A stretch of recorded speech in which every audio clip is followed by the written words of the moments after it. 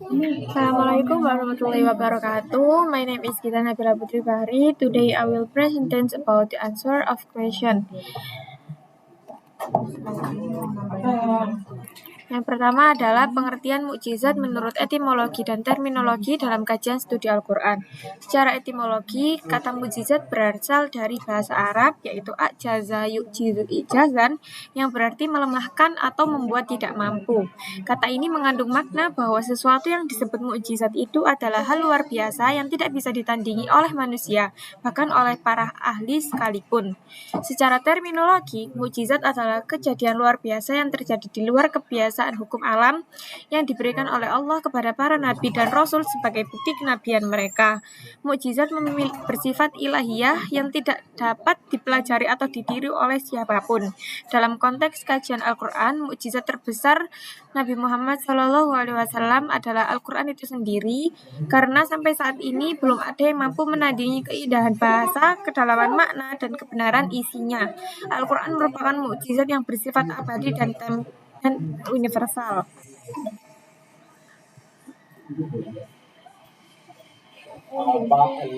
Yang selanjutnya yaitu uraikan fungsi kemukjizatan Al-Quran. Fungsi kemukjizatan Al-Quran antara lain sebagai bukti kenabian Nabi Muhammad SAW yang menunjukkan bahwa beliau adalah utusan Allah.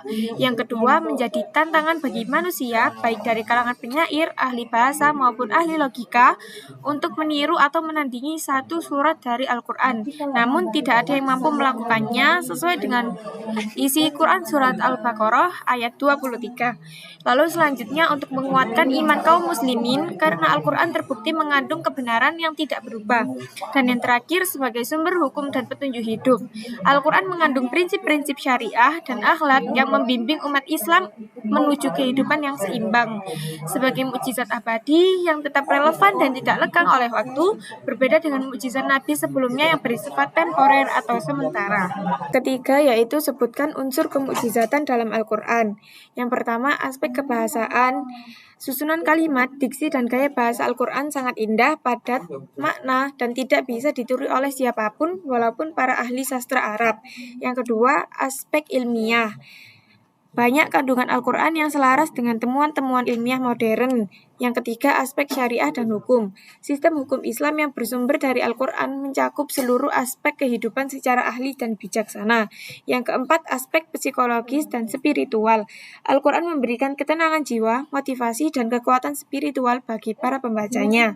Yang terakhir, aspek informasi sejarah dan masa depan. Al-Quran memuat kisah-kisah umat terdahulu, dan juga informasi tentang masa depan seperti hari kiamat yang tidak diketahui manusia biasa.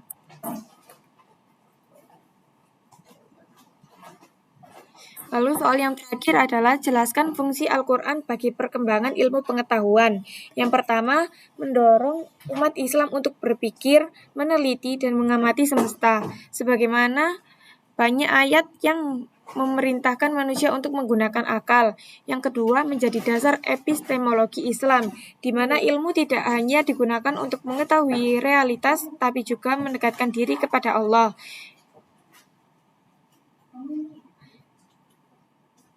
Yang ketiga, memberikan petunjuk tentang fenomena alam seperti penciptaan langit dan bumi, embriologi manusia, gunung sebagai pasak bumi, serta peredaran matahari dan bulan.